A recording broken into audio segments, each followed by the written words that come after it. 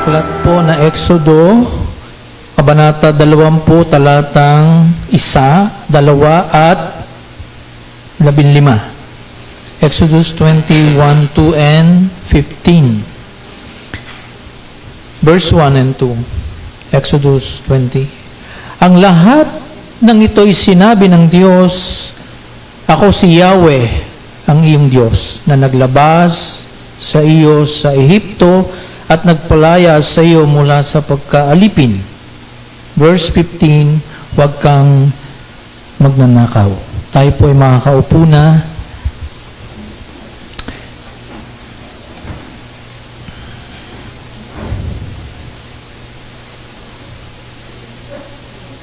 We are now on the 8th commandment.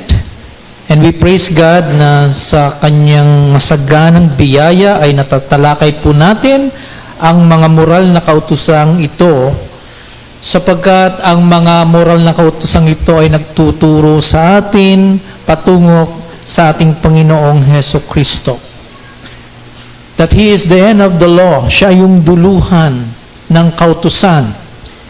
Dahil ginanap niya ang kautusan ng walang bahid, walang kakulangan at perpekto para sa atin na hindi makaganap, ngunit dahil sa pananampalataya sa Kanya, sa Kanyang persona at ginawa para sa atin, upang tayo maahon mula sa parusa at puot at galit ng Diyos, sa pamagitan ng ating pananampalataya sa Kanya ay Kanya tayong maiharap ng walang dungis at kapintasan sa harapan ng Diyos na ating Ama.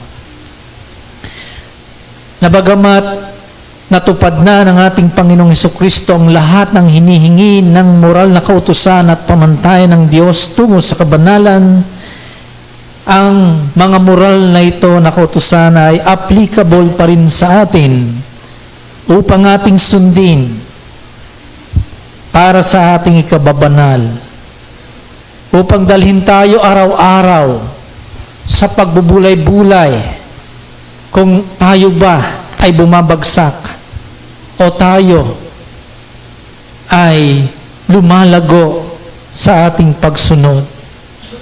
At kung hindi tayo nakasusunod, dinadala tayo sa pagkaalam natin ng kautusang ito tungo sa araw-araw na pagsisisi, dahil sa ating kabiguang ito ay sundin. At palagi tayo nakatingin sa finished work of the Lord Jesus Christ, na sa pamagitan ng Kanyang kamatayan ay binayaran Niya ang parusang para sa atin na hindi makaganap, para sa atin na palaging sumusuway. At sa pamagitan ng ating pagpapahayag ng ating pagkilala sa ating pagsuway at pagsalangsang, pinapatawad po tayo ng Diyos at patuloy tayong nililinis ng dugo ng ating Panginoong Hesukristo. Kaya po yung ating kinanta kanina, Amazing Grace. How sweet the sound that saved a wretch like me. Ang 10 utos po ay unang ibinigay ng Diyos sa kanyang bayan sa Old Testament, ang Israel, na nasa ilalim ng tipan ng paggawa, under the covenant of work. Habang sila po ay sumusunod sa kautusan, iginagawad sa kanila ng Diyos ang pagpapala at katuparan ng kanyang mga pangako sa kanila hanggang sa sila ay nakarating sa Kanaan. Kaya po, hindi lamang sila yung mga taong tinubos ng Diyos mula sa pagkakaalipin sa Ehipto. Hindi lamang po sila tinubos para lumaya mula sa pagkakaalipin, kundi sila rin naman po ay pinili ng Diyos upang gumanap ng Kanyang banal na kautusan. Na sa pamagitan po ng pagkakaunawa nila at pagtupad nila sa moral na kautusan, ay papahayag nila ang Diyos sa gitna ng mga taong hindi pa kumikilala noon sa nag-iisa at tunay na Diyos. At tayo po ay katulad din nila magpahanggang ngayon. We are the Israel of God. the Church of the Lord Jesus Christ. Tayo po ay bayang pinili at tayo naging katipan ng Diyos sa pamagitan po ng ating pakikipag-isa sa Panginoong Hesukristo. At patuloy na pinagkakalooban tayo ng moral na kautosang ito upang sa ating pamumuhay sa mundong ito ay mabigyan po natin ng karangalan ng ating Diyos na lumikha at nagligtas sa atin. Nang 10 utos ay siya pong naging pamantayang moral ng pamumuhay ng mga mananampalataya bilang mga naligtas na sa pamagitan ng dugo ng ating Panginoong Hesukristo. Na ito ay patuloy pa rin itinuturing sa atin, lalo na sa sandali ng ating kabiguang sundin ang mga kautosang ito. At sa harapan po ng Diyos, tayo po ay kailangang kumilos at gumawa ayon sa kanyang mga ninanais para sa atin. Hindi para maligtas dahil tayo ligtas na, kundi bilang mga mamamayan ng kaharian ng Diyos at mamamayan ng langit, tayo po ay gumanap at ganapin ang mga iniaatas sa atin bilang mga anak ng Diyos. Last month ay tinalakay na po natin ang first 4 commandments na nakatuon sa ating pag-ibig at pagsamba sa ating Diyos. Sapagkat siya ay karapat-dapat sa ating pagsamba. Siya ay nakipagtipan sa atin at tayo bilang katipang bayan niya, kinakailangan tayo ay huwag magkaroon ng ibang Diyos, tayo ay huwag gagamit ng ibang pamaraan o idolo o imahen para sa isambahin, tayo ay huwag babanggit ng walang kabuluhan gamit ang kanyang pangalan, at tayo ay maglalaan ng katulad na araw na ito upang itangi ang pagsamba para sa Kanya. Atin din pong napag-aralan na mula sa 5 hanggang 7 utos ang mga sumusunod. Sa 5 utos, tinuruan po tayo na magpasakop sa mga autoridad na binigay sa atin ng Diyos. Na binanggit doon ang igalang mo at ang iyong ama at ina. Ito ay isang utos upang tayo magpasakop sa autoridad na inilagay sa atin ng Panginoon. Samantala, 6 na utos na nagbabawal sa atin na huwag pumatay, ay ito na may nagtuturo sa atin upang huwag nating gawa ng pananakit ang ating kapwa. At ang 7 namang utos natin tinalakay noong nakaraang linggo, ay naglalayong ibigin natin ang ating kapwa, na nagbabawal sa atin upang huwag tayo magkasala ng pakiapid, na iwasan nating mabahira ng dignidad at ng ating kapwa dahil sila man ay nilikha ayon sa wangis at larawan ng Diyos. So ito po mga moral na kautosang ito ay nagre-reflect din ng mga katangiang moral ng ating Diyos. Halimbawa, yung 7 utos. Siya po ay Diyos na matapat sa kanyang tipan, sa kanyang bayan noon at sa atin, na bayan niya sa ngayon. At inaasahan din po ng Diyos bilang katipang bayan, tayo po ay magiging matapat din sa Kanya. Ngunit alam natin sa kasaysayan ng bayan ng Israel, na unang naging katipan ng Diyos, sila po ay lumihis ng landas. Ang tipan ng Diyos ay kanilang pinabayaan, o ang kanilang tipan ng Diyos, at kanilang tipan para sa Diyos ay kanilang pinabayaan. At dahil dyan, nagkasala sila ng tinatawag na spiritual adultery. Ginamit ng Diyos ang 7 utos para pukawin ang kasalanan ito ng pagtalikod ng bayang Israel. At tinawag itong spiritual adultery. At ang layunin ng 7 utos ay upang proteksyonan ang kasagraduhan ng kasal at ng pamilya. Ngayon po ating binasa yung 8 utos na nagsasabi sa Exodus 20 verse 15, huwag kang magnanakaw. Ano naman po ito? Anong layunin ng kautosang ito na 8? Ito po ay naglalayon upang tayo magkaroon ng tamang pananaw tungkol sa ari-arian natin at ari-arian ng ibang tao. Na hindi po natin pwede na lamang i-consume at gamitin ang ating mga salapi at ari-arian para lamang sa ating sariling kapakinabangan. Dahil hindi lamang po ang ating pananalangin, pagsamba, pag-aaral ng Biblia ang masasabi nating gawaing espiritual. No? Sapagkat sinasabi ng salita ng Diyos, ano man ang inyong ginagawa, kayo man ay kumakain at umiinom, gawin niyo ito sa ikararangal ng Diyos. So, hindi lamang pagsamba, hindi lamang pag-aaral ng Biblia o pananalangin natin, kundi maging ang gawain natin ng paghawak ng ating salapi, pamumuhunan, pagbebenta, pagbili. Ito ay mga bagay na ginagawa natin sa araw-araw.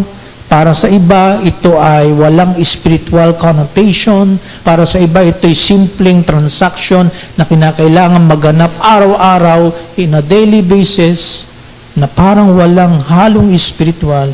Pero sa ating mga mananampalataya, maging ating pagbebenta, pagbili, paggamit ng salapi na ipinagkatiwala ng Diyos, ito po ay may spiritual na aspeto. Ay po ba'y naniniwala doon? Sapagkat ang lahat na pinagkatiwala sa atin ay sa Diyos galing.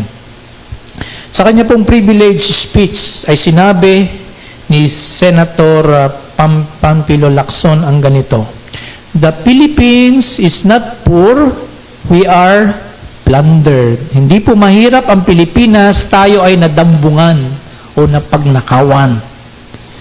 Yan po yung nakakadismayang katotohanan sa likod ng mga GOS and substandard flood control projects na ang itinuturong pinakapangunahing dahilan ay ang pagnanakaw. Merong nagnakaw, merong tumapyas ng allocation na budget para ang mga materyales ay maging substandard at ang iba ay hindi magawa. At sa kabi-kabila pong ingay na investigasyon, sa kabi-kabilang banta ng pag-lifestyle check sa mga kawani ng pamahalaan, alam niyo po, hindi po kayang masawata ang pagnanakaw na ito sa kaban ng bayan. Bakit ko po nasabi? Kasi nung mga unang panahon, may nakasuhan na ng kasong plunder. Nakulong ng ilang taon, nakalaya, nanalo pa. Di ho ba? Nakasuhan na, walang kadala-dala. Kaya kahit anong lifestyle check pa iyan, ay magpapatuloy ang ganyang kalakaran. Kahit sino pa maupo diyan, maaaring mabawasan, pero hindi kayang pigilan. Bakit? Dahil yan ay naninirahan na sa puso ng taong bagsak sa harapan ng moral na pamantayan ng Panginoong Diyos. We are a country of robbers and thieves. Everywhere in our country there are so many thieves. Sapagkat kung walang magnanakaw, ay hindi na po natin kailangan lagyan ng alarm ang ating mga kotse. Bakit nyo ba pinapakabit ng car alarm? Kung walang magnanakaw niya, di wag mo nang pakabitan. Sapagkat kung walang magnanakaw, hindi na tayo mag-i-install ng mga CCTV camera. Hindi na natin pagagawa ng bakod ang ating mga bahay. At lalagyan ng kandado ang ating mga pinto kung walang magnanakaw. Hindi na natin palalagyan ng pinto ang ating mga opisina. Wala namang magnanakaw, pero far from the reality. Nakakandado na nga, nakalak na nga, may CCTV na nga, pinapasok pa rin, at nananakaw pa rin. Di po ba? Ngunit dahil nga po talamak ang gawaing ito ng pagnanakaw, kailangan nating lagyan ng mga warning devices ng CCTV camera ang ating mga property. Pero hindi po nito mapipigilan ang desire ng kasalanan na kumuha ng bagay na hindi pagmamayari. Ano po ba ang hinihingi ng ikawalong utos sa atin bilang mga mananampalataya? Dahil ito'y applicable hindi lamang para sa atin. I believe this is a universal moral law that is also embedded in the very conscience of every man on earth. At ako'y naniniwala na lahat, kahit anong uri ng reliyon, kahit anong uri ng lahi, ang pagnanakaw ay nanatiling kasalanan at dapat parusahan. Anong hinihingi nito sa atin? Bago po yan, ay tingnan natin yung kahulugan nito. Ito pong salitang magnakaw ay galing sa Hebreyong salita na ganab. Nang ibig sabihin nito ay to steal from others. Kumuha ng bagay mula sa iba or nakawan ang iba. Another Hebrew word ay yung gazal, nang ibig naman sabihin nito, stealing with violence. Kunin ng merong katulad ng pang-hold up, no? Violence. At sa Greek, ang salita po na ginamit sa salitang pagnanakaw ay klepto. Klepto. Okay, klepto. To rob. At ito'y binanggit ng 13 beses sa banal na kasulatan. Ngayon, sa modernong panahon, mayroon tinatawag na sakit na mental. Ito yung tinatawag ng mga psychologists na kleptomania. Pag manyak tao, pagkasakit manya. Kleptomania. Ano ba ito? Ito po ay isang uri daw ng karamdamang mental, isang kondisyon ng pag-iisip na nahihirapan po ang nagtataglay nito na tanggihan ang desire na kumuha ng bagay na hindi kanya. So, nahirapan ang taong may ganitong mental na kasakitan na pigilan ang sarili para hindi kunin ang pag-aari ng iba. Ito daw po ay nagbibigay ng kakaibang pleasure sa taong merong ganitong mental na karamdaman. Na habang ginagawa niyo yung pagkuha ng ari-arian ng iba, meron siyang kakaibang pleasure habang ginagawa ito. At ang mga may ganito pong kalagayan ay nahihirapang pigilan ng urge na kumuha ng hindi kanya. At pinananatili daw pong sikreto ang kahihiyan nila. Tinatago nila ang kanilang sikreto dahil nakakahiya. At hindi po sila willing na humingi ng tulong sa pamilya o sa mga kaibigan para malabanan ang urge na ito. Pero kung tatanungin niyo mga ganitong may karamdamang mental, sinasabi nila, hindi nila kailangan yung gamit na yon. They just wanted to take it from others, but they do not need it. In fact, even the rich who can buy those things, pag meron silang ganoong karamdaman mental, hindi na yung kanilang kakayanan na bumili ng mga bagay ang usapin, kundi yung urge na meron sila. Yung mga ninanakaw o kinukuha nila, inilalagay na lamang nila kahit saan. At kadimitan, hindi nila ito ginagamit. Kaya sinong makikinabang? Yung pamilya. Halimbawa, minakuha. Nakita ng kapatid, na ba't meron dito? Siguro amin to. Hindi niya alam na yung kanyang kapatid nagka-problema ng ganon. No? At minsan naman daw ay sinusoli ng palihim doon sa isang lugal o establishment na pinagkuhanan. Binabalik din naman. So ito po yung tinatawag na kleptomania, isang tinatawag na mental sickness, na kahit daw po ang mayayaman na may kakayanang bumili, ay kumukuha pa rin dahil sa karamdamang ito. Ano ang dulot nito sa pamilya? Nagdudulot ito ng iba yung kahihiyan. Imagine, kumuha ka ng bagay na hindi sa iyo. Di ba? Kahit maliit pa yan, ay ito'y magdudulot ng kahihiyan sa iyong pamilya. Para sa mga psychologists, wala daw po itong gamot. Nakaw. Ngunit maaari daw po makatulong ang therapy that focuses on dealing with that kind of urge. So, walang gamot, pero makakatulong. So, sabi nila, it's a mental disease. So, mahirap to, Maaring sa perspektibo ng psychology, may katotohanan. Pero naturally, all of us are thieves. All of us are murderer. All of us are sinners. Ito po yung nire-reveal sa atin ng law. The purpose of the law is to give knowledge of sin. Tama po ba? The only difference that we do have mula sa mga unbelievers na wala pa kay Kristo,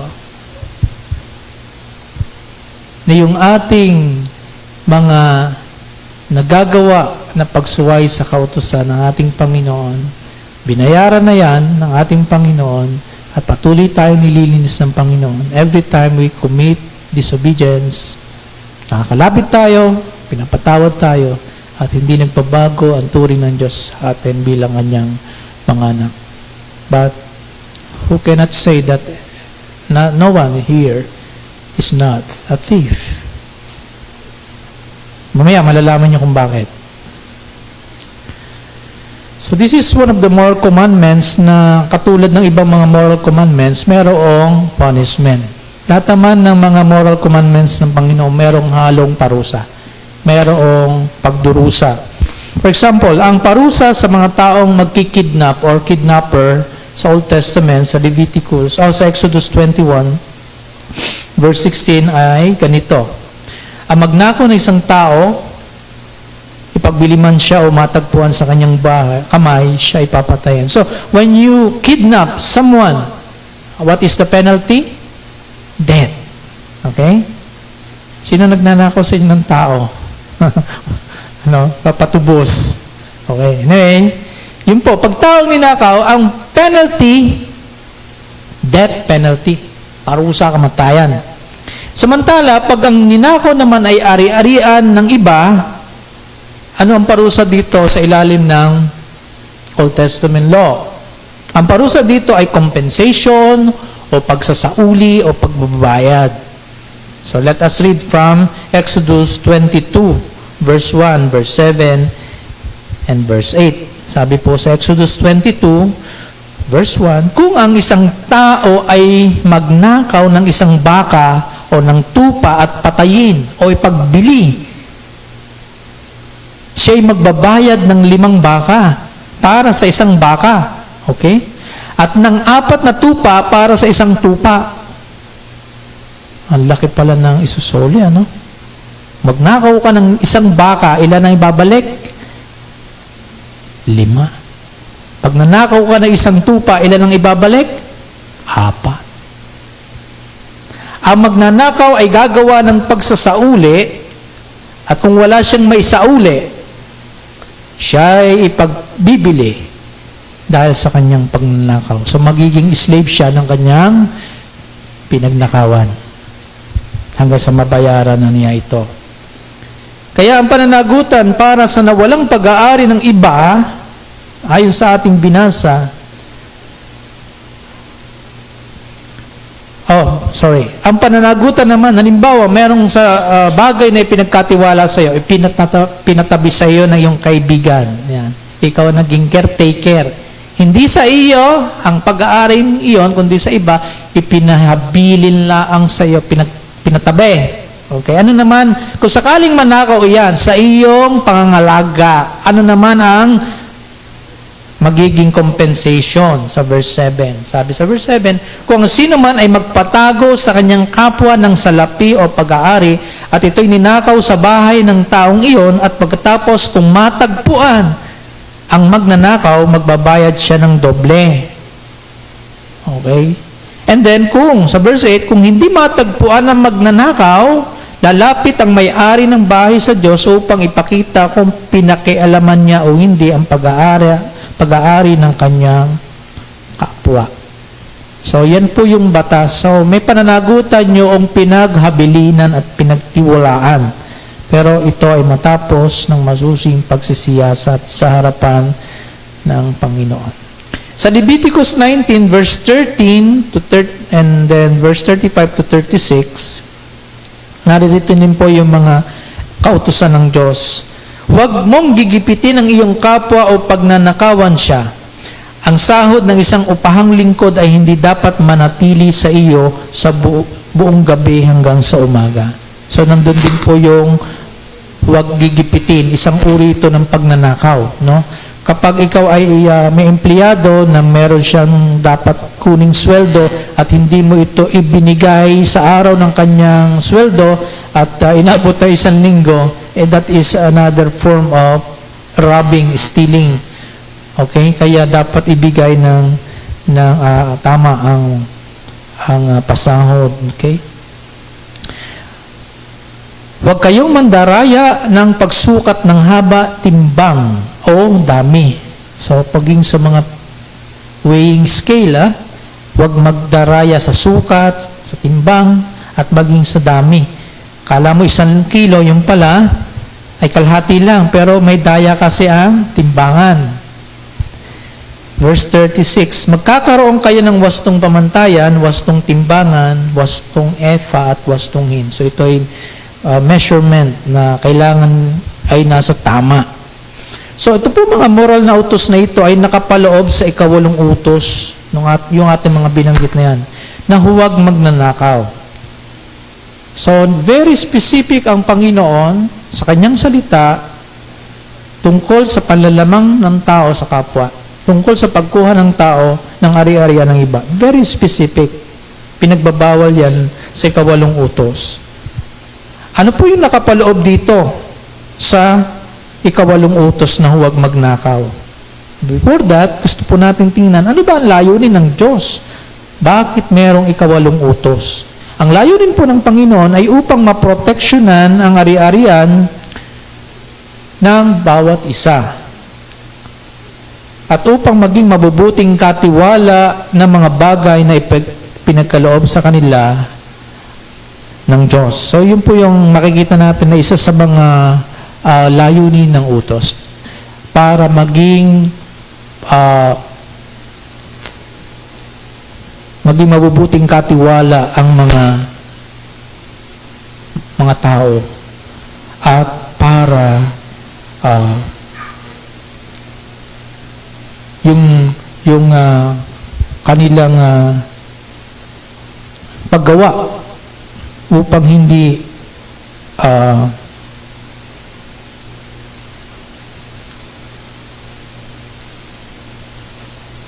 magawa ng masama ang iba.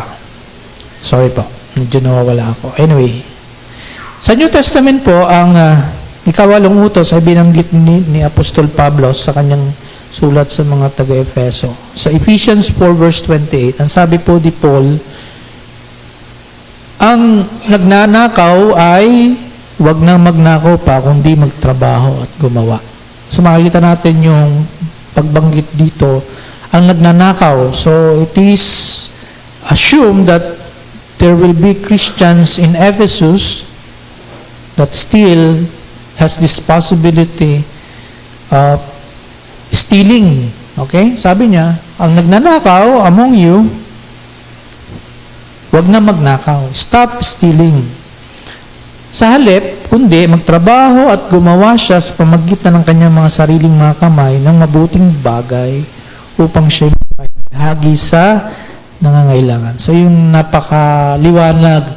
So meron dito sinasabi na huwag gagawin at dapat gawin. Di po ba? Yun ang po ang hinihingi ng kautosang yan. So mula diyan, yan po ang pinagbatayan ng mga Reformed Catechism. Katulad ng Heidelberg at katulad din ng Westminster. So gusto ko nating tingnan yung paliwanag dyan ng Heidelberg Catechism tungkol sa kautusan na yan. sa question 110 at question 111. Sabi sa Heidelberg Catechism, question 110, ano ang ipinagbabawal ng Diyos sa ikawalong utos? Ang sagot dito sa Heidelberg, ipinagbabawal ng Diyos hindi lamang ang tahasang pagnanakaw at panloloob na pinarurusahan ng pamahalaan. So hindi lamang daw yung mismong aktwal na robbery na mayroong kaakibat na parusa ang batas ng pamahalaan ang pinagbabawal dyan, kundi itinuturing ng Diyos na pagnanakaw rin ang lahat ng masamang pakana at pamamaraan. Lahat ng masamang pamamaraan, okay, para lamangan ng kapwa, yan ay masasabing pagnanakaw din. Na kung saan ay ninanais nating angkinin ang pag-aari ng ating kapwa sa pamagitan man ng puwersa o panlilinlang o pandaraya sa iba, no? Tulad ng di tamang panimbang, haba, panukat, huwad na paninda, fake na produkto yan, ano? O huwad na pera, at labis na patubo or usury. Ibig sabihin, binabanggit na dito yung mga gawaing ito na isang pamamaraan ng panlalamang sa kapwa, at ito ay paglabag sa kautusan. O anumang pamamaraan ay pinagbabawal ng Diyos, pati na rin ang lahat ng pag-iimbot. All kinds of covetousness, ito ay sakop na ipinagbabawal sa utos na ito. Pero ito yung positibo naman. Batay dyan sa Ephesians 4:28. At ang maling paggamit at pag-aaksaya ng kanyang mga kaloob. So binigyan ng Diyos ang bawat mananampalataya ng mga kaloob, at ito ay hindi ginamit para sa kapakinabangan ng iba, para sa welfare ng iba. Ito man din ay kasama dito sa pag-violate ng ikawalong utos. So ano po yung mga nakapaloob dito na uri ng pagnanakaw? I listed at this 8. Number 1, panlalamang sa kapwa. Lahat ng uri ng pandaraya or fraudulent transaction, lahat ng uri ng pandaraya, ano ba yon? Sa pamagitan ng paggamit ng maling timbangan, maling panukat, okay? Maling dami, okay? Hindi pagtupad sa paggamit ng tamang materyales o yung kalidad ng materyales na ginagamit batay sa kontrata. Lahat ng scam na meron sa ngayon. At yung ibang pamamaraan ng sales talk, katulad halimbawa, mag-o-offer sa iyo, karamihan sa mall, merong ganito. Kayo ba yung nakaka-experience? Pupunta kayo sa mall, biglang isasalubong sa inyo.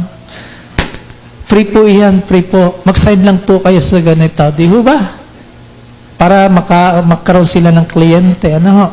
Tapos, aalokin ka lang ng produkto. Yun po yung mga uri ng tinatawag na panlalamang. Hindi yun ang fair way of doing business. Okay? So, yun po yung mga makikita natin dito. Pangalawa, sobrang pagpapatubo sa utang ng kapwa. Usury. Yung mga nagpa 5-6 dyan, yan po ay isang uri ng pag-violate sa ika-8 commandment. Well, si John Calvin po ay pinahintulutan niya sa Geneva ang pagkakaroon ng interest sa pagpapautang. So, katulad ng mga bangko, merong interest, but it should be at least minimal interest. Okay? Okay lang pag bangko, no? Pero pagka yan ay 5-6, no? Nako, yan ho ay isang uri ng panlalamang. Number 3, pag-utang ng salapi o anumang bagay nang walang layuning magbayad. Mangungutang, hindi naman babayaran. At walang interest na bayaran. Walang pagsisikap na bayaran ang inutang. Yan po ay isang uri ng panlalamang sa inutangan. What if yung utang na yon, inutang mo ay yun na lamang yung nalabi sa kanyang savings, di ba? Ang hirap, ano? Tapos nasa sayo, hindi mo binabalik. Number 4, carnapping, of course, shoplifting, robbery, at pananamantala sa kagapitan ng iba upang makuha ng mura ang kagamitan. Well, nasa ospital ang iyong anak, ibinebenta mo ng mura, hindi akma sa presyo sa kalakaran sa kasalukuyan ng iyong sasakyan, para lamang meron kang panggastos doon sa iyong anak. Narito, mapanamantala, binarat ka. Sa halip na bayaran ng tama sa presyuhan sa merkado, binarat ka, pinagsamantalahan ka. Bakit mo ba ibebenta?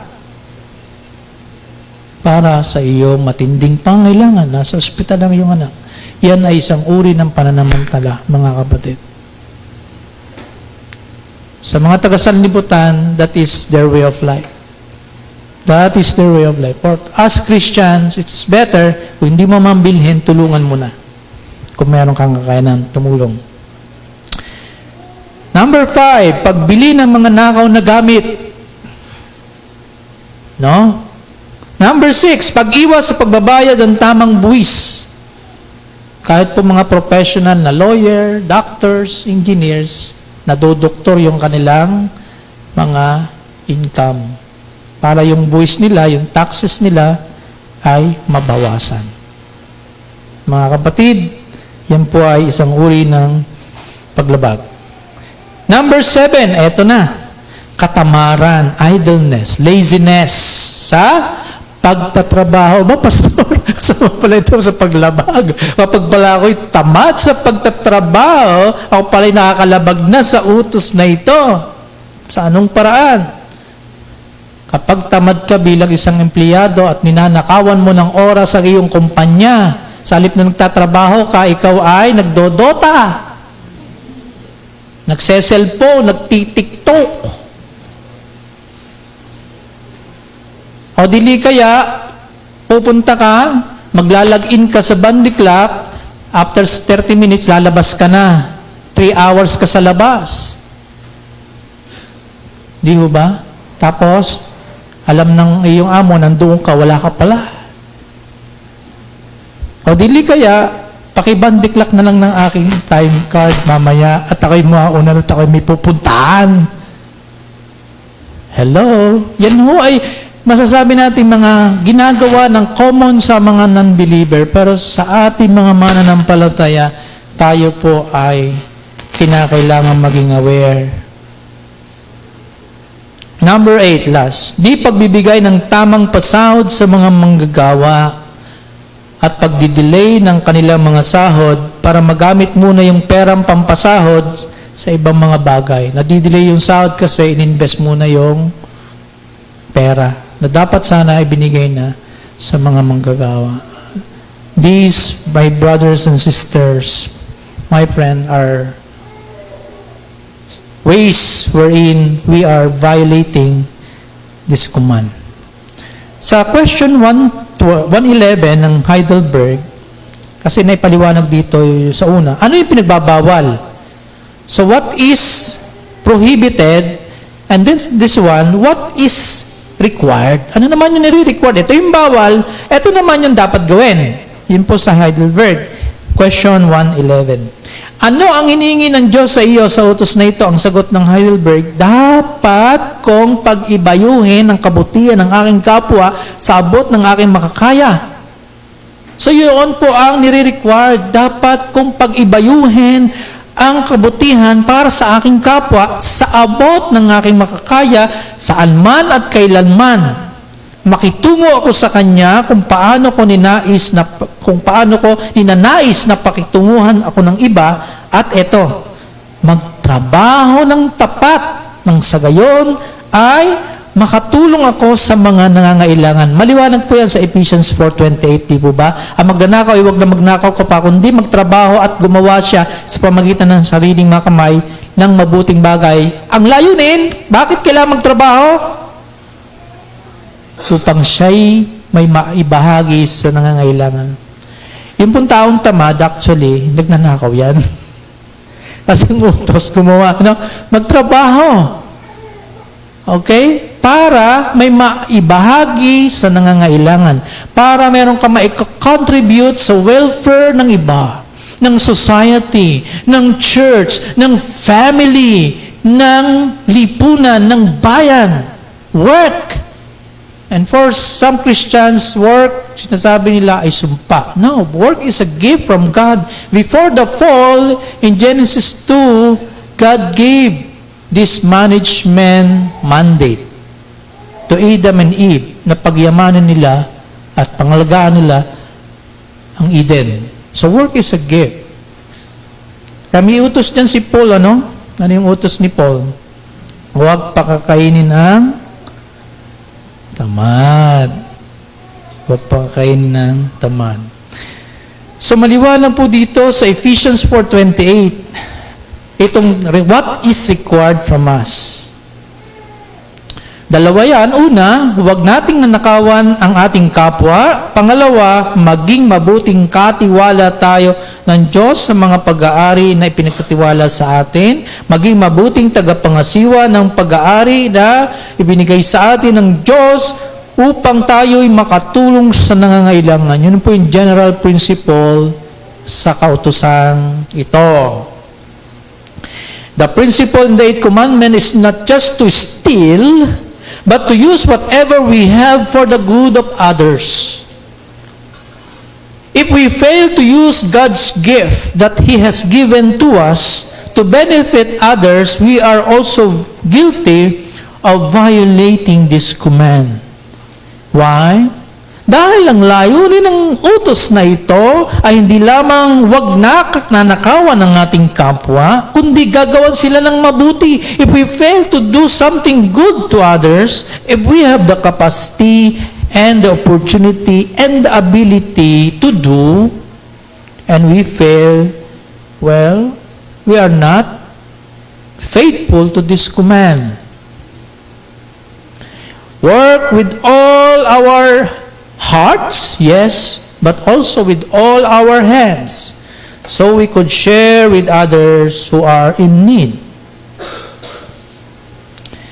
In Genesis 2, verse 15, ang trabaho ay binigay na kay Adan at Eva. Nilagay ng Panginoong Yahweh ang tao sa halamanan ng Eden upang ito'y pagyamanin at pangalagaan. Ang layunin ng pagtatrabaho dito ay hindi lamang para ma-meet yung pangailangan, kundi sila ay maging mabuting katiwala ng mga bagay na ibinigay na sa kanila ng Diyos. Kaya po ang trabaho ay kaloob ng Diyos. Sinabi niya sa Ephesians 4:28, hindi, wag nang magnakaw pa, kundi magtrabaho. Purpose, para makatulong sa nangangailangan. So it's a gift. Work is a gift from God. Instrumento yan ng Diyos para ma-meet yung ating pangailangan, pansarilit, pampamilya, at instrument din yan ng Diyos para tayo ay gamitin at makatulong sa nangangailangan ng tulong. First, sa ating family, sa ating mga kapatiran at sa ating komunidad. Therefore, our motivation for work is not just to meet our personal needs. Hindi lamang po yan. It's not just to meet our personal needs. Okay? But our motivation for work is to be a blessing to others. Para tayo maging pagpapala sa iba. Especially those in need. Now, how can we apply this principle in the Word of God? Kung ikaw ay isang mananampalataya at nagpaplano ng business, sino sa inyong plano na magkaroon ng business? Okay? Maganda naman yan. Mabuti yan. I will encourage and will pray na kapag ikaw ay magtatayo, go ahead. Let the Lord bless you. But what should be your first and foremost consideration for starting your own business? What should be your first and foremost consideration? Is it profit? Magtatayo ka ng negosyo for profit? Hello? Most of the people think that way. Tama po ba? Ganun sila mag-isip. Kasi ano nga naman magiging silbi kung walang tubo? Hindi para ka lang Nagpakahirap ka lang. Pero I will encourage you as a believer in the Lord that the first thing you should consider in setting up your own business is not how much will you profit from this, but what good can your business give to the society? What is the role of your business in nation building? May contribution ba yan? Kaya yung mga business like illegal gambling, illegal trading, illegal drugs, wala namang contribution yung mabuti sa society. Tama ho ba? Pero when you start a business, and your first and foremost consideration is what you can contribute to the society, something that is good and valuable, that should be your first consideration. That should be first in your mind as the owner. Lagi mong tanongin, ano ba ang may ko-contribute ng aking hanap buhay na ito sa kapakinabangan ng pangkalahatan ng lipunan? Di ba ang ganda? Pag nagtatayo ka ng business. At kapag nalaman mo na, napagtanto mo na, alam mo na yung reason, hindi lamang for you to gain profit, but to contribute something good to others, pamahalaan mo yan ng mabuti. At magiging fulfilled ka sa iyong ginagawa. Magiging fulfilled ka, you know that you are contributing something good to the society in general. Di ba? Pero pag ang iyong una ay tubo, hindi ka masaya pag nalugi. Tama? At kahit mabawasan ng iyong 1,000,000 ay 1,000, hindi ka rin masaya. Di ba? But what if ang iyong consideration is, what good am I contributing to others? Through this business. Through my job. Di ba? Hello? Nandiyan po ba kayo? Ayan. Kung ikaw'y nagwawalis ng kalye, ano ang contribution mo? Nalilinis ang surrounding. Kaya, pagbutihin mong pagwawalis. No? Kung ikaw ay naglilingkod sa gawain ng Panginoon, may gift ka, anong contribution mo sa welfare ng church? Meron. Nagiging katuwang ka sa paglago at pagtibay ng gawain. Pero kung ikaw ay idle, wala kang ginagawa. Ha? Are you contributing something good? I don't think so. For example, if you are a bakery owner, meron kang bakery, you need to work hard to produce good and delicious bread. Huh? So people will like your bread and they will be happy for eating it.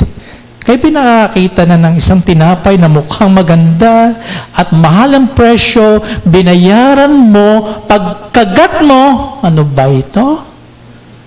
Sa halip na maging happy ka at babalik ka, ano ba ito? Di ba?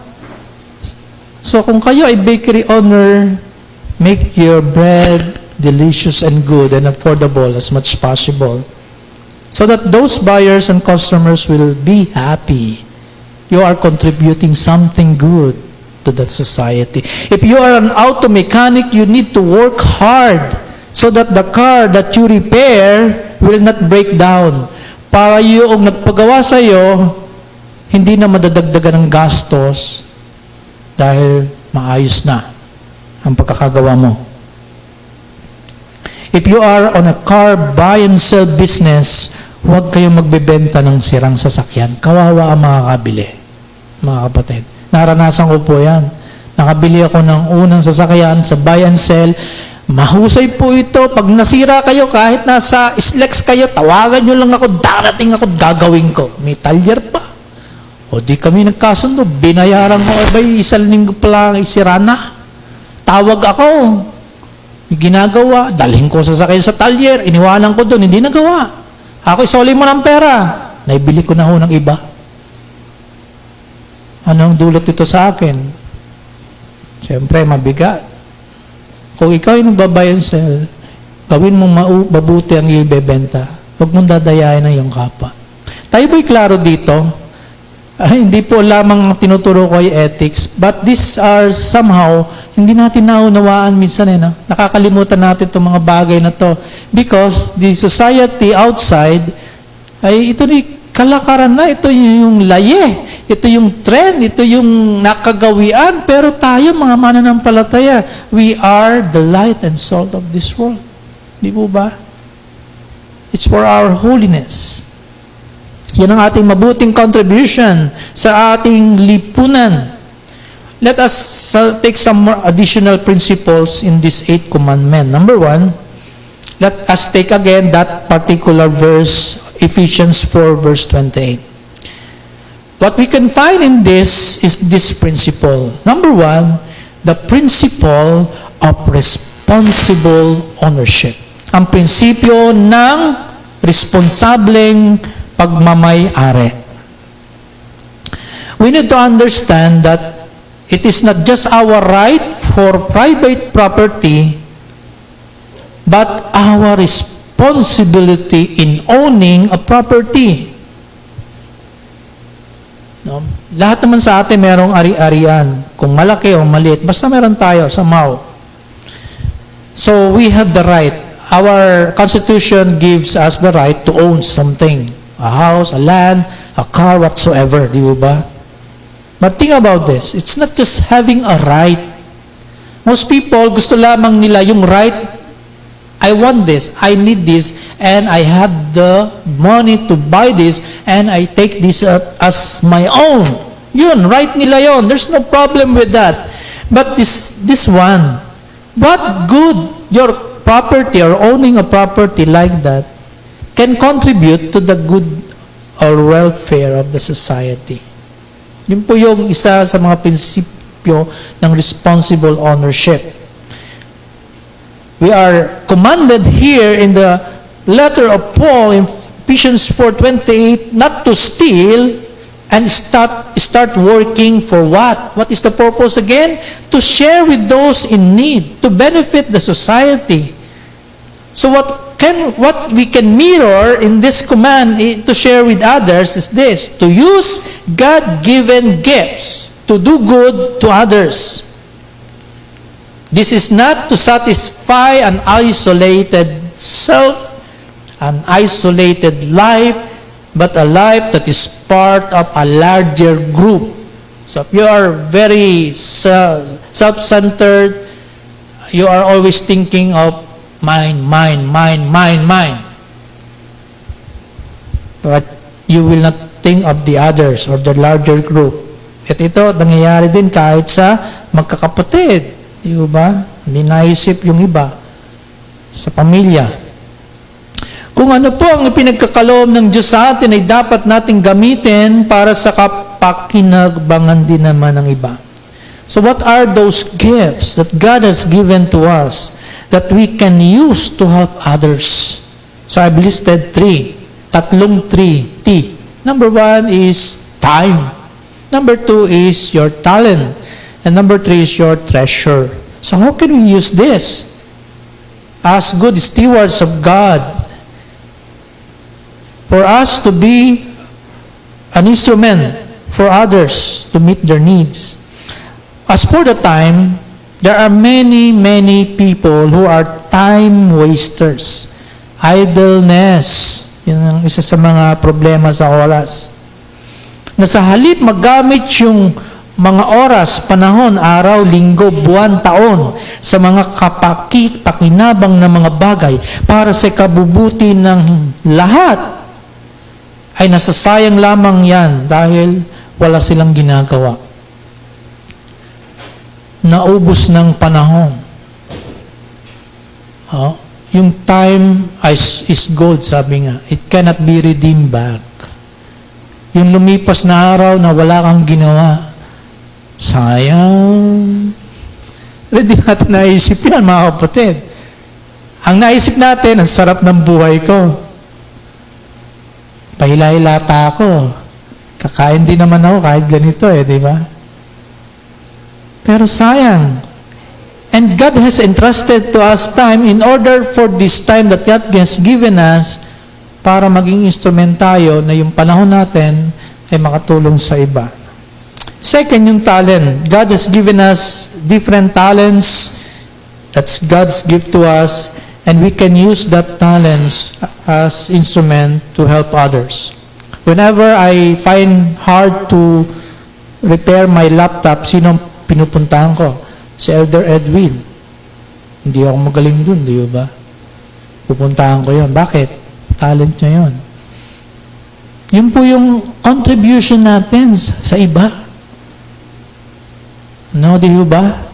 Ganun po, pinupuntahan natin yung ating kapatid na merong ganun talento at nagagamit yung talento niya para sa kapakanan at kabutihan na kararami.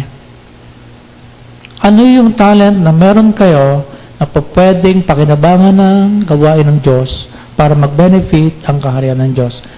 Gamitin natin yan. Gamitin natin.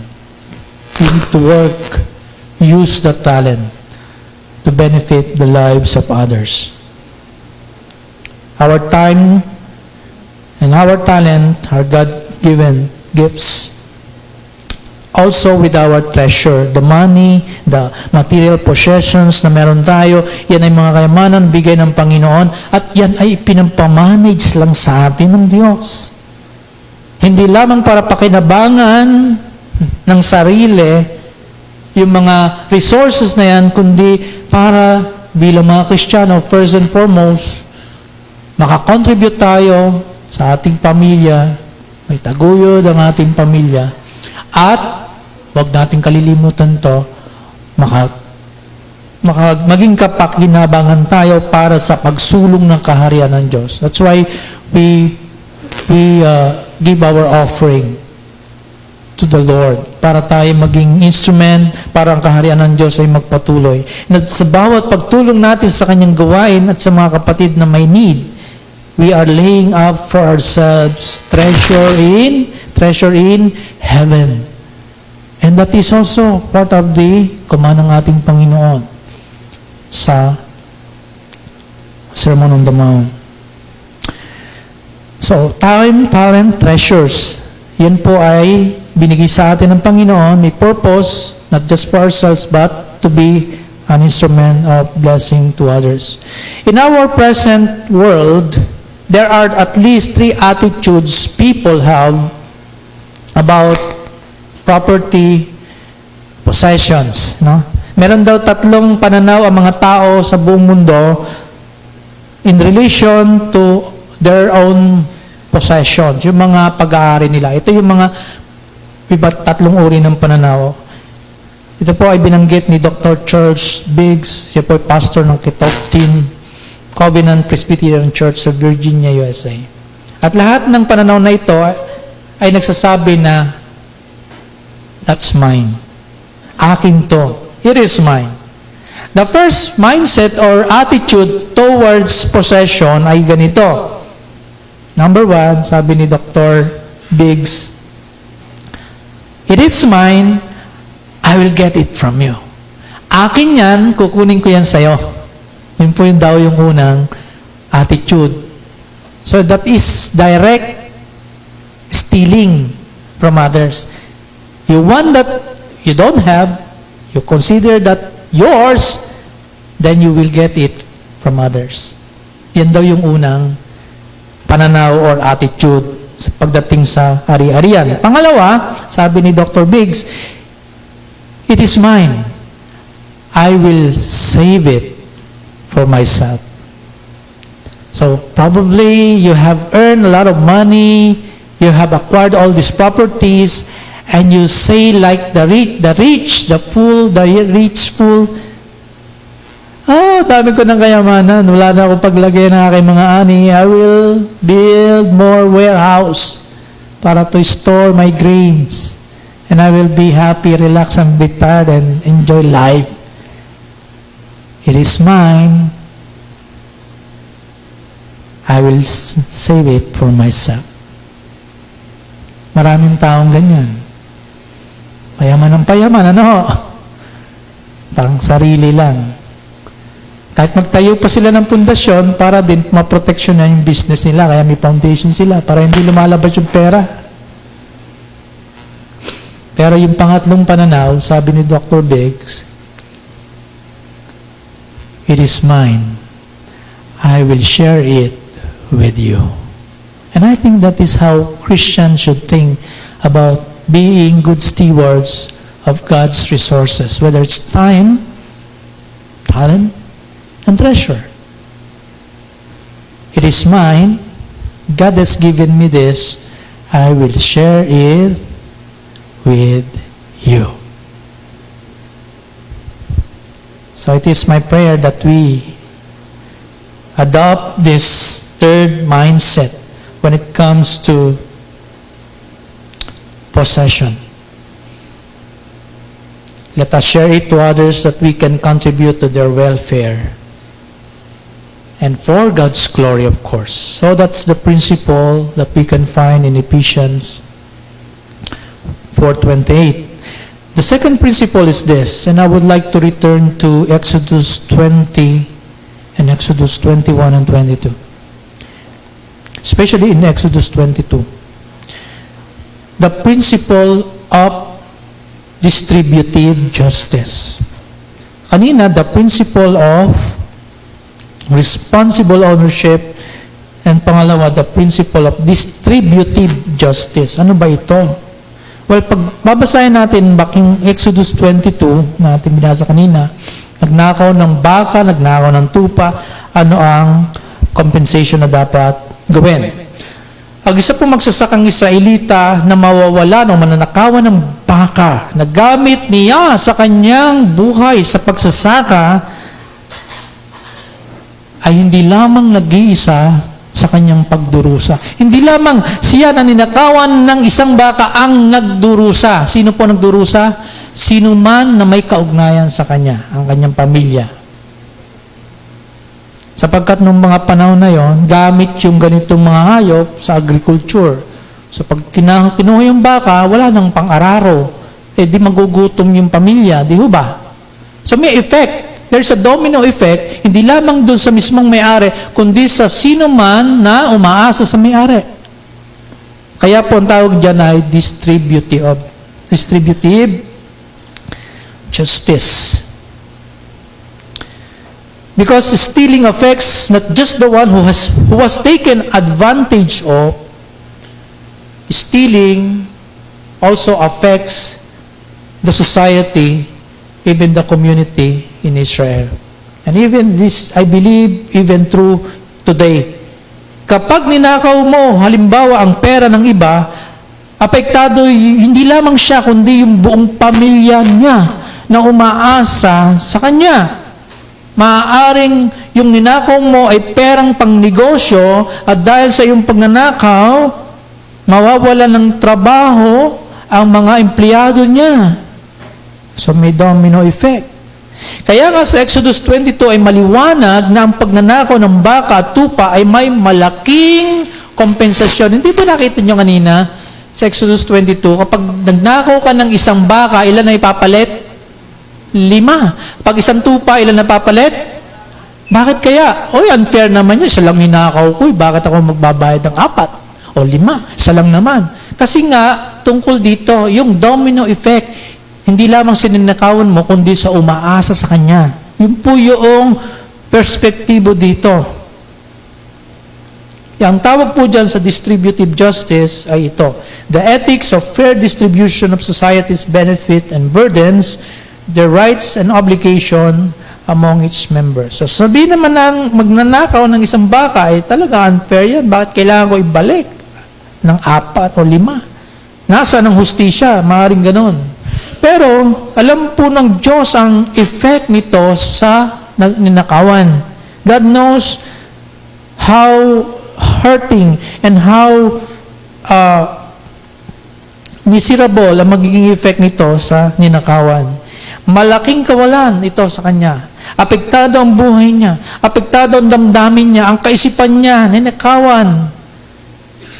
Siya at hindi lamang siya apektado, kundi lahat ng mga may kaugnayan sa kanya, umaasa sa kanya. Dahil sa kasalanan ng pagnanakaw ay nakakaapekto sa komunidad. Kaya dapat makompensate siya ng nagnakaw sa Israel noon. So tingnan po natin yung popular na issue ngayon sa ating gobyerno. Tingnan natin. Ano po ba ngayon ang popular na issue ng pagnanakaw? Flood Control Project, 3 taon. 3 taon since nagsimula yung bagong administration. Sa loob ng 3 yan, pinaniwala ang bilyon ang nawawala sa kabangyaman dahil sa flood control project. Pinundohan niya ng tama, inaproba ng Pangulo, ine-expect na naitayo yan ng maayos, at gumagana yan sa panahon ng pagbaha. Yun ang purpose. Pero ano nangyari? Binisita, nakalagay sa papel, tapos na. Project finish, complete. Mismong yung barangay na inimbestigahan, wala ho kami nakitang ginawa diyan. Katagal na namin nakatira dito Pero nakalagay sa papel, ano po? Completed. So, ito po ba'y may domino effect? Malaki. Malaki ang domino effect nito. Bago yung domino effect, tingnan natin. Ano nangyari dyan? Bukod sa dapat yan ay naipagawa na kumpleto, kung yan man ay ginawa, nabawasan yung quality. Ang nipis ng semento dapat makapal, hindi na makapal. Yung bakal na ginamit, hindi na matibay. Ano nangyari? Nang dumating ang baha, katatayo lang, buwan lang, was out agad. Yan po yung nangyari sa ating mga nababalitaan. Yun daw, 20 to 30% napunta daw sa nag-initiate ng project, whether it's congressman, senator, 20 to 30%. Imagine, laki, no? Tapos, contractor daw, 10%. Tapos yung DPWH, engineer, district, regional, another 10%. Tapos, ang natitira na lang sa project, ano na lang, 35 to 40%. Ba't hindi huhuna? Tinipid na, nasa na yung budget, napagpiestahan na, pag-ari-arian na. Sabi sa Batangas, naipamili na, naipamaraka na, naipangalanda ka na. Kawawang Pilipinas, ano nga? Kawawa tayo, mga kapatid. No? Kagagawa laang ay gumuho na nung dumaan ang bagyaw. Ngayon, let us talk about the domino effect. The domino effect of this, sino ang nagdurusa dahil sa palpak na flood control project at project na hindi nagawa? Sino nagdurusa? Yung bang nagnakaw? Hindi. Sarap mo ng buhay Tanggi pang mamamatay. Sino nagdurusa? Yung mga binaha. Binaha yung mga kababayan natin. Kawawa, lubog sa mga bahay, sira mga gamit. Yan ho ay effect na masama doon sa ninakawan. Sino ba ninakawan? Marahil, gobyerno, hindi. Taong bayan. Ang epekto niyan, yung mga pumasok sa school ng umaga, kinahapunan ay umulan. Yung pumasok sa trabaho ng umaga, kinahapunan, umulan, bumaha ng hapon, lumubog ngayon sa baha, sapagkat gustong makauwi ng bahay. Ay paglubog sa baha, ay may sugat pala. Ay nagka-leptospirosis, ay namaga, ay dinala sa NKTI, ay dinadagdagan ng pampundo ng gobyerno din doon sa pagpapagamot nito. Ang laki ho ng epekto. Hindi lamang doon sa mga tao, sa physical, sa work, sa kikitain, maging sa kalusugan nila. Habang ang mga nagnakaw, nagpasasa, ay masaya, ang taong bayan naman ay kawawa. Imagine po, kung mayroon 9,000 na flood control project na ninakawan, ay 9,000 ding iba't ibang problema nga harapin. Di po ba? Kaya po, sana, merong batas na ganito. Kapag nagnakaw ng kabangyaman ng bayan, ay dapat i-apply yung nasa itong Exodus 22 na ito. Pag ninakaw mo 1 milyon, magbayad ka ng 5 milyon. Maganda sana ito, no? Kaya lang, hindi, kahit siguro may death penalty, hindi pa rin mapipigilan no? Pero napakaganda kasi nga, tinuturuan ng tao kung paano wag gawa ng kasamaan ng kapwa. Sa halip na pagsamantalahan ay dapat tulungan. Yan po yung binibigay na prinsipyo dito sa 8 utos na ito.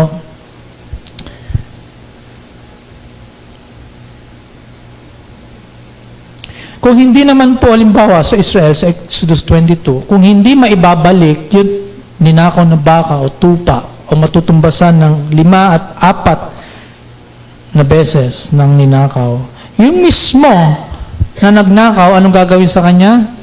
Siya ay magiging alipin nung ninakawan at ang tawag dito ay retributive justice. Retribution, parusa, punishment, vengeance. At nakakalungkot po na nangyari sa ating bansa dahil sa pagnanakaw ng mga nasa kapangyarihan at may posisyon, dahil sa makasariling interes ay nagagawang gumastos ng pagkalaki-laki sa eleksyon para lamang manalo at pagkatapos madali rin namang babawiin sa oras ng pag-upo sa pwesto. Bakit nag-i-invest ng malaki at gumagastos ng malaki sa eleksyon? Saan mo kukunin pagkatapos mong manalo ang iyong ginastos? Paano yung mga nag-contribute ng campaign fund? Paano mo sila tatanawan ng utang na loob kung hindi mo sila pahintulutang kumuha ng mga proyekto na ikaw ay may kakayanang mag-channel? Kawawang Pilipinas, pugad na mga tulisan at mga magnanakaw. Manalangin tayo nawa mapanagot pa rin itong mga may pananagutan. So finally, how do we view ourselves in light of this commandment, mga kapatid? It requires us not just to steal anything from others, but also to be good stewards of our God-given gifts, time, talent, and treasure, and to use them so we could share with those who are in need. We are all guilty of violating the 8th commandment. Not because we literally rob or steal from others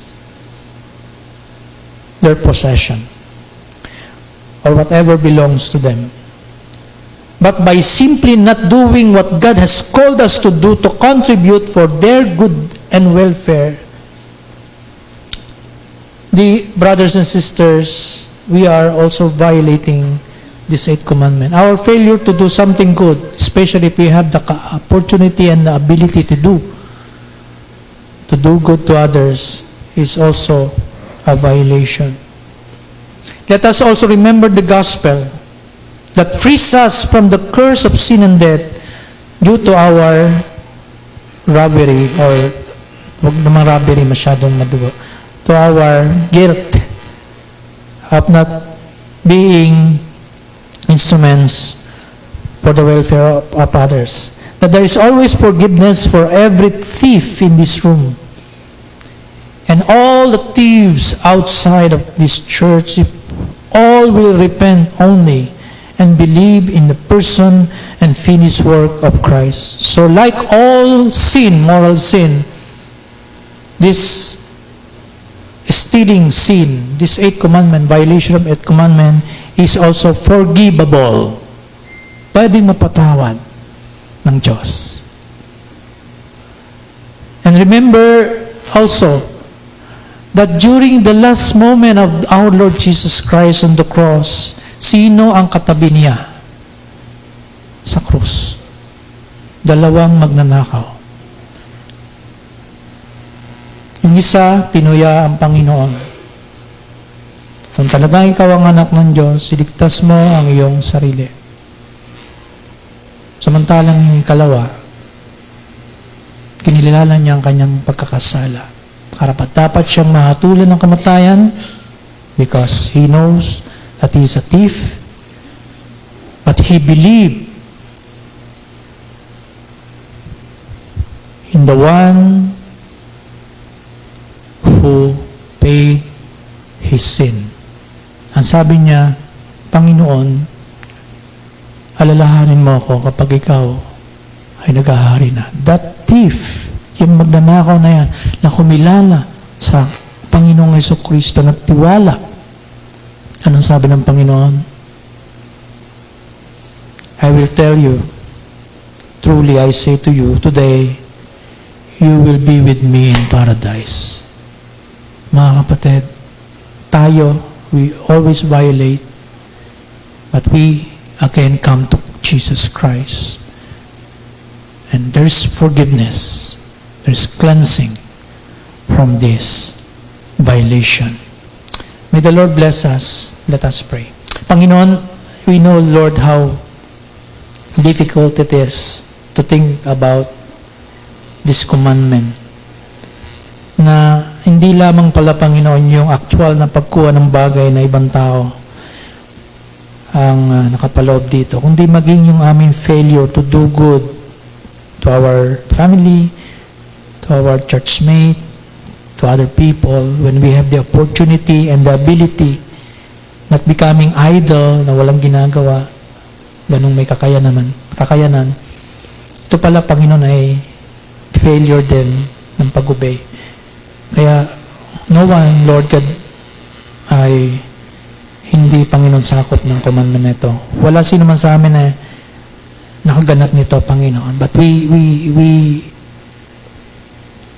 would like to fix our eyes on your Son, the Lord Jesus Christ, that through His finished work on the cross, we are forgiven, we are cleansed, we are accepted, and the blood of Jesus continues to clean us from all unrighteousness. So, Father, help us to be sensitive, Lord God, not to commit this sin. And if we fail, Lord God, to do, available pa rin yung biyaya mo ng pagpapatawad. But as God's own people, called from darkness to light, transfer from the kingdom of Satan into the kingdom of Jesus Christ, we should be, by your grace, willing and ready to obey. Help us, O Lord. We cannot, but you can. Make us the people that you want us to be. In Jesus' name, amen.